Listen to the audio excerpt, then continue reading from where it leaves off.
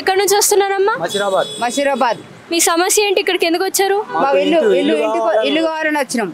అవునా? ఇక్కడికి ఎన్నిసార్లు వచ్చారు ఇప్పటికి? 4 సార్లు 5 సార్లు వచ్చినాం. మరి మీ దీనికంటే ముందు మీ దగ్గరలో ఉన్న అధికారుల దగ్గర వెళ్ళలేదా? ఎవరు సపోర్ట్ చేసేరు, ఎవరు పట్టించుకుంటలేరు. అవునా? మరి ఇక్కడికి ఇప్పుడు మీరు వచ్చారు కదా, ఏమైనా చెప్పారా? ఏమైనా మళ్ళీ 2 నెలల టైం అని అడుగుతుండు, చెప్తుడు. ఇంద్రం మిల్లుకు ₹1 కోటి ఇచ్చిండు అందరికి, ఆడోళ్ళకు. మరి ఇప్పుడు ఇక్కడికి ఎట్లా వచ్చారు మీరు? బస్సులో వచ్చినాం. మరి బస్సులో అంతా బాగానే ఉందండి?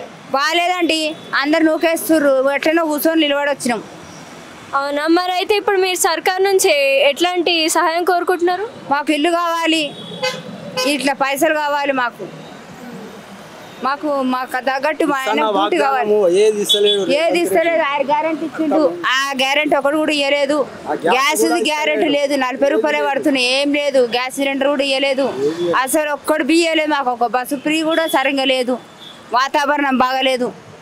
ఆయన పైసలు కూడా 2500 కూడా ఇవ్వలేదు, అవి ఇవ్వలేదు, ఏమి ఇవ్వలేదు. అసలు ఏ వడ్డీ పైసలు కూడా, లోన్లు కూడా మాకు ఏం శాంక్షన్ చేయలేదు, ఇవ్వలేదు.